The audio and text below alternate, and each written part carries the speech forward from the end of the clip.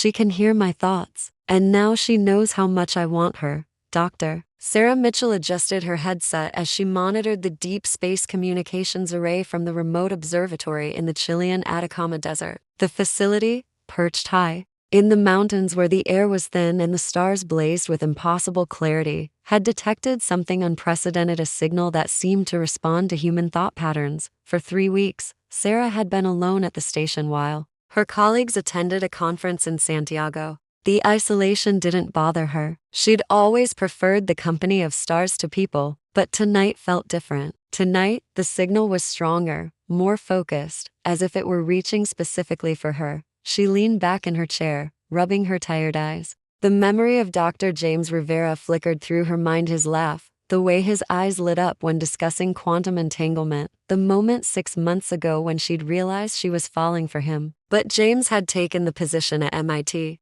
choosing career advancement over whatever was growing between them. The signal spiked. Sarah sat up straight, checking her instruments. The electromagnetic readings were off the charts, but more disturbing was the feeling creeping into her consciousness, a gentle presence, curious and warm, touching the edges of her thoughts. Hello, the word formed in her mind, not heard but felt. Like a whisper made of starlight, Sarah's hands trembled as she reached for the emergency protocols. This is impossible, she whispered to the empty control room. Please don't be afraid. The presence continued, growing stronger. I've been searching for so long. Who are you? Sarah spoke aloud, feeling foolish but unable to stop herself. Images flooded her mind, a dying world of crystal formations and beings of pure energy, a desperate escape across the void, years of drifting through space seeking connection. And then the name, Lyra. You're not human. Sarah breathed. No. I am the last of my kind. When my world fell to cosmic storms, I preserved my consciousness in quantum fields, hoping to find others who could hear me.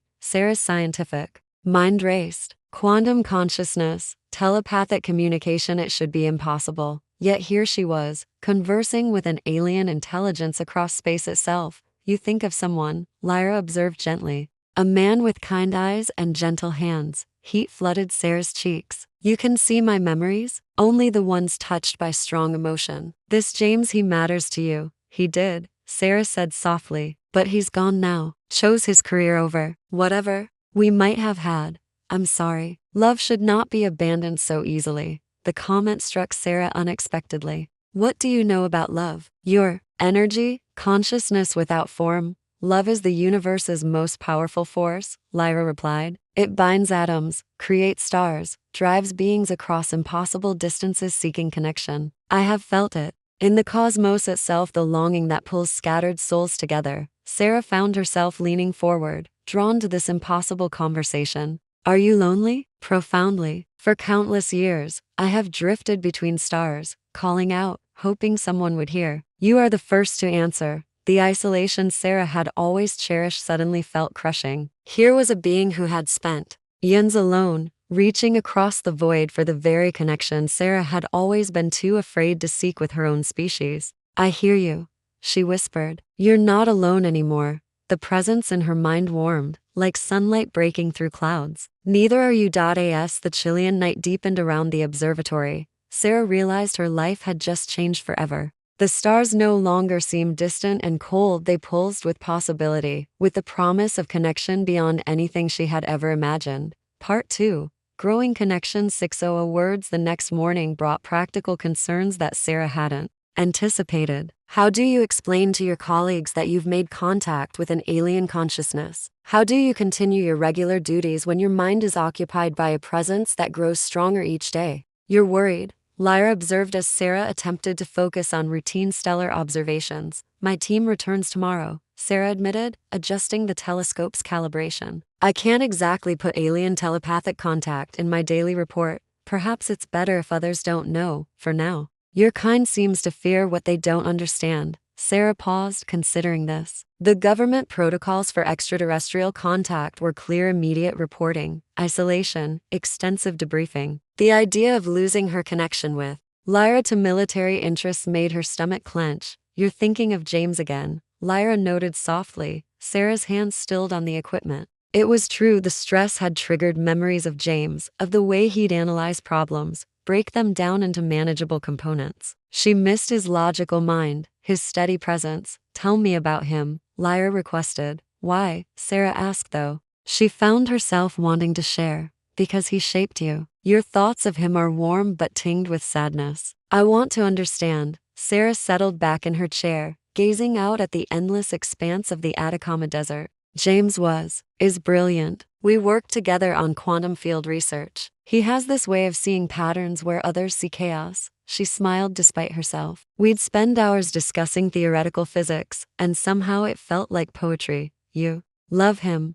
The statement hung in the air between them, simple and undeniable. Loved, Sarah corrected. Past tense. The feeling isn't past tense in your mind. Heat crept up Sarah's neck. Having her thoughts so transparent was unnerving, yet also strangely liberating. It doesn't matter. He made his choice. Did you make yours? The question caught Sarah off guard. What do you mean? Did you tell him how you felt? Did you fight for what you wanted? Or did you simply accept his decision? Sarah was quiet for a long moment. The truth was uncomfortable. She had been too afraid of rejection, too caught up in her own insecurities to be vulnerable. I see, Lyra said gently. You protect yourself by keeping others at a distance. It's safer, Sarah defended. But is it fulfilling? The question resonated deeper than Sarah wanted to admit. She changed the subject. What was love like for your people? Lyra's presence shifted, becoming contemplative. We were beings of pure energy, connected always to each other's thoughts and feelings. Love was not something we chose, it was something we became. When two of us bonded, our consciousness would merge partially, creating something greater than either individual. That sounds, Sarah struggled for words, overwhelming? Yes, it could be, but also transcendent.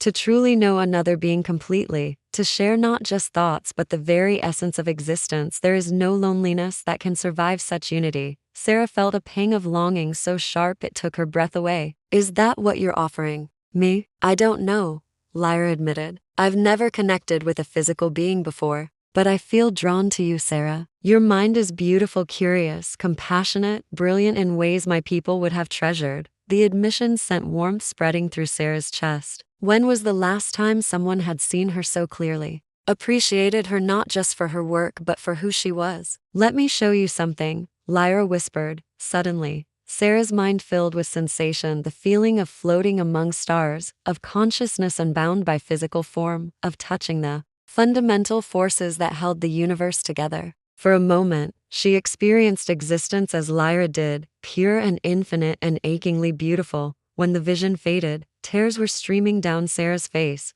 Now you know, Lyra said softly, what it means to truly connect. Part 3.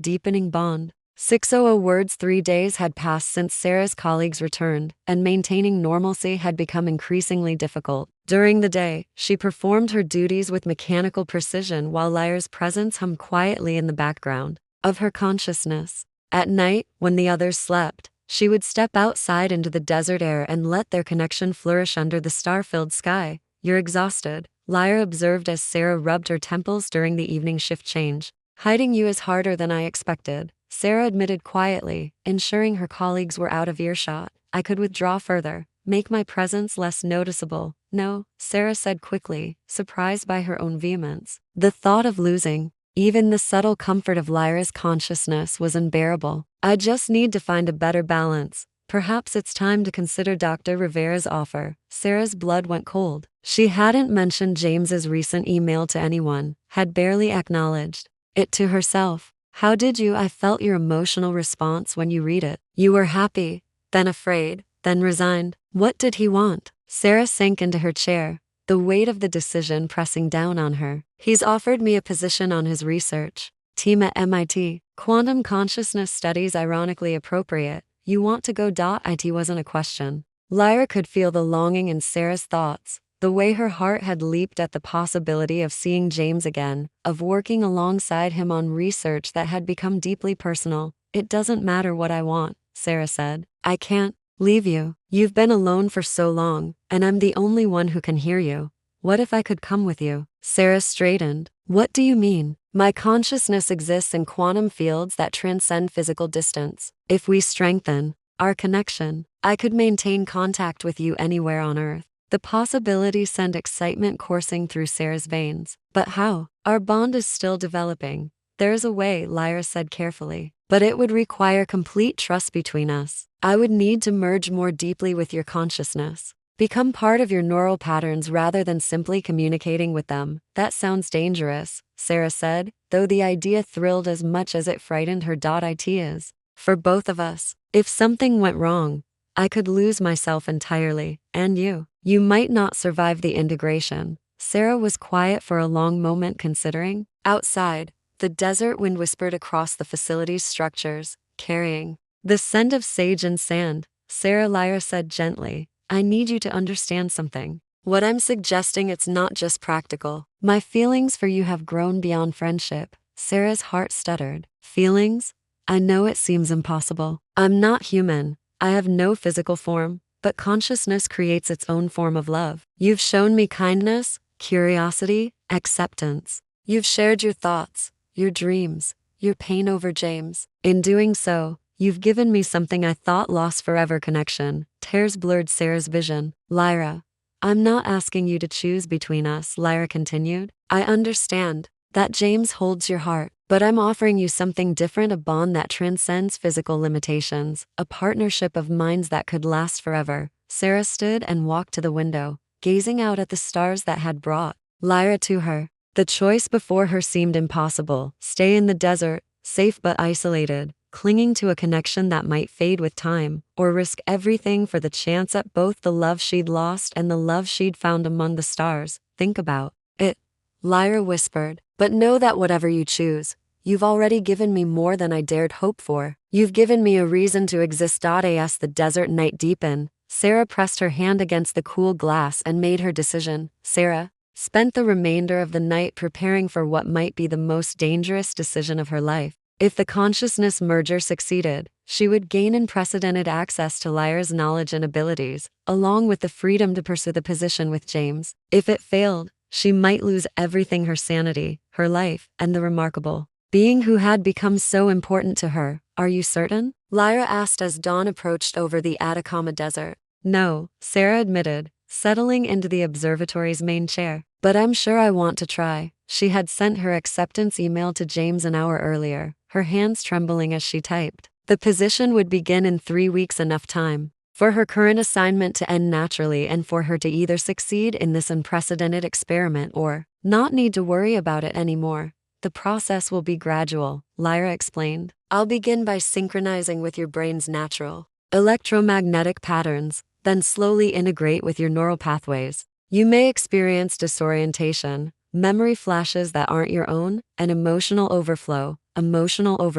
You'll feel what I feel, as I feel what you feel. The boundaries between us will blur. Sarah closed her eyes and steadied her breathing. I'm ready. The change began subtly, a warmth spreading through her mind like sunlight through morning mist. Then, gradually, Sarah became aware of sensations that weren't quite her own. The memory of drifting through space for eons, the devastating loneliness of being the last of her kind, the desperate hope that had driven Lyra to reach across impossible distances. Sarah, Lyra's voice was closer now, not just in her mind but part of it. I can feel your excitement about seeing James again. The observation came with a wash of complex emotions. Lyra's acceptance mixed with something that felt remarkably like jealousy. Sarah was startled to realize she could sense Lyra's feelings as clearly as her own. You're nervous about meeting him, Sarah said aloud, her voice sounding strange in the empty control room. He's important to you. What if he can't accept what you've become? What if he fears our connection? Sarah felt Lyra's vulnerability as if